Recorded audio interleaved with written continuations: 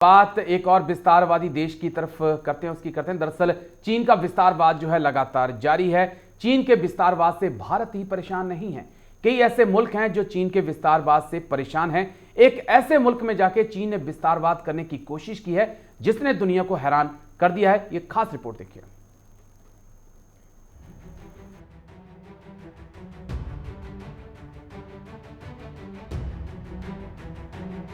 चीन समय के साथ ही समूचे विश्व के लिए एक खतरा बनता जा रहा है।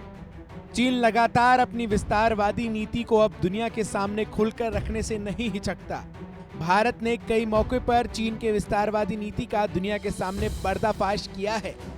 भारत साफ तौर पर पूरे विश्व को इस बात को लेकर आगाह करता आया है कि किस प्रकार चीन अपनी विस्तारवादी नीति से समूचे विश्व में अशांति फैलाने के मंसूबे बनाए हुए है।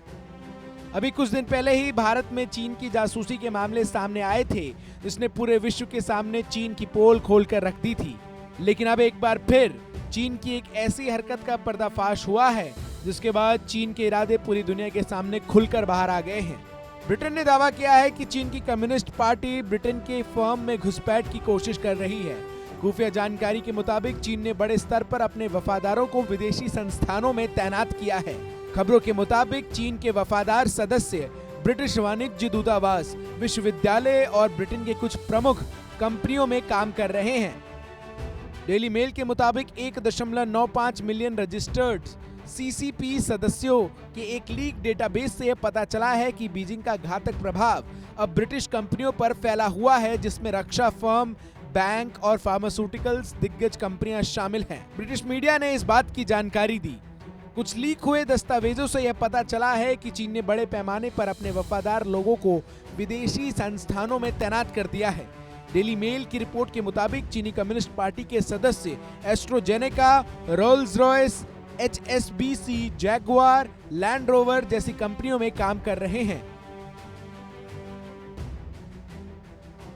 इतना ही नहीं, चीनी कम्युनिस्ट पार्टी के वफादार ब्रिटिश कॉन्सुलेट, यूनिवर्सिटी और ब्रिटेन के अन्य प्रमुख संस्थानों में भी जगह बनाने में कामयाब रहे हैं। लीक हुए दस्तावेजों से चीन की कम्युनिस्ट पार्टी के 19 लाख रजिस्टर्ड सदस्यों का खुलासा हुआ है।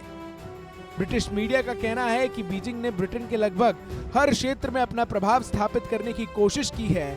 इनमें डिफेंस फर्म, बैंक और दवा कंपनियां शामिल हैं। चीन की कम्युनिस्ट पार्टी के सदस्य काफी वफादार होते हैं। उन्हें इस बात की शपथ दिलाई जाती है कि वे पार्टी से जुड़ी अहम जानकारियों को गुप्त रखेंगे, वे पार्टी के लिए वफादार होंगे और कड़ी मेहनत करेंगे तथा पार्टी को कभी भी धोखा नहीं देंगे। कहा जा रहा है कि कम्युनिस्ट पार्टी के वफादारों में शंघाई और ब्रिटिश वाणिज्य दूतावास का एक वरिष्ठ अधिकारी भी शामिल है। यह अधिकारी पूर्वी चीन में मंत्री और अधिकारियों के समर्थन कर रहा है। हालांकि इस बात का कोई सबूत नहीं है कि किसी भी सदस्य ने चीन के लिए जासूसी की है। इस दावे के बाद 30 सांसदों ने कहा कि वो हाउस ऑफ कॉमन्स में इस बारे में सवाल उठाएंगे। टोरी पार्टी के पूर्व नेता डंकन स्मिथ का कहना है कि जांच से साबित होता है कि कम्युनिस्ट पार्टी के सदस्य पूरी दुनिया में फैल रहे हैं। ब्रिटिश सांसद आई डंकन स्मिथ ने कहा है कि सरकार को तुरंत अपने कॉन्सुलेट से कम्युनिस्ट पार्टी के सदस्यों को निकाल देना चाहिए। वे लोग या तो ब्रिटेन के लिए काम कर सकते हैं या फिर कम्युनिस्ट पार्टी के लिए, दोनों के लिए ये काम नहीं कर सकते। Bureau report, J24/7 news.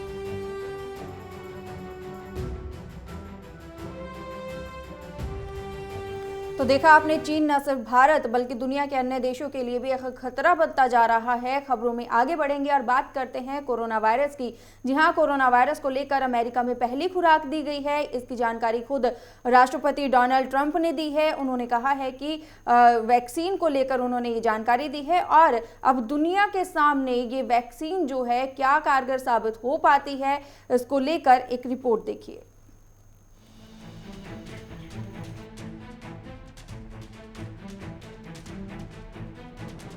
दुनिया भर में कोरोना वायरस को मात देने की शुरुआत हो गई। दुनिया भर के कई देश कोविड-19 वायरस के खिलाफ बनाई गई वैक्सीन को हरी झंडी दे चुके हैं। इन्हीं में से एक अमेरिका भी है। अमेरिकी इतिहास में सबसे बड़ा टीकाकरण अभियान सोमवार को शुरू हो गया है।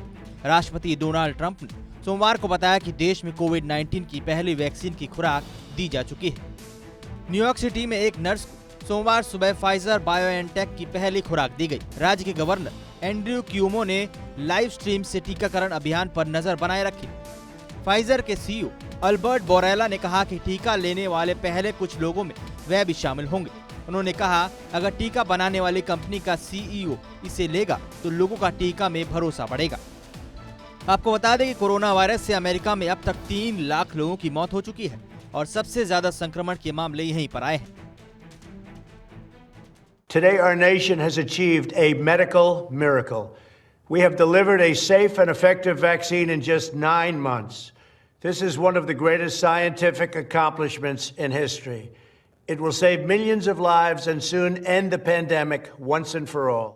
The first vaccine will be administered in less than 24 hours. Michigan में फाइजर के निर्माण संयंत्र से रविवार को कोविड-19 टीके की पहली खेप लेकर एक ट्रक निकला था। अमेरिकी औषधि नियामक ने टीका इस्तेमाल के लिए शुक्रवार को मंजूरी दे दी थी। अगले सप्ताह तक कुल 636 अस्पतालों और क्लिनिकों में टीके की खुराक पहुंचाई जाएगी। अमेरिका में इस टीके को हाल ही में मंजूरी दी गई है और कोविड-19 के टीके लगाए जाने के साथ ही अमेरिका के इतिहास में सबसे बड़े टीकाकरण अभियान की शुरुआत हो गई। अमेरिका में कोविड-19 का यह टीका जब संक्रमण की वजह से अस्पताल में भर्ती लोगों की संख्या सर्वाधिक है। अभी सर्दियों की छुट्टी होनी है और ऐसे में विशेषज्ञों ने आगाह किया है कि बड़ी आबादी को टीका लगने से पहले तक स्थिति खराब ही बनी रहने की आशंका है। अमेरिका कोरोना वायरस से प्रभावित होने वाले दुनिया के शीर्ष देशों में से एक है। कोरोना जैसी महामारी की चपेट में आने से वहां लाखों लोगों की मौत हो चुकी है। अब अमेरिकी सरकार लोगों को इससे बचाने के लिए बड़े पैमाने पर वैक्सीनेशन की शुरुआत की है। वैक्सीन के वितरण योजना से जुड़े 2 अधिकारियों ने कहा, व्हाइट हाउस के कर्मचारी जो राष्ट्रपति ट्रंप के साथ काम करते हैं, उन्हें बताया गया कि उन्हें जल्द ही कोरोना वायरस वैक्सीन के इंजेक्शन दिए जाएंगे ताकि वो सुरक्षित रहें और उनसे राष्ट्रपति को कोरोना होने की संभावना सबसे कम हो। अमेरिका उम्मीद कर रहा है कि वैक्सीन को बड़े पैमाने पर इस्तेमाल करने के बाद उसे कोरोना को मात देने में सफलता हाथ लगेगी।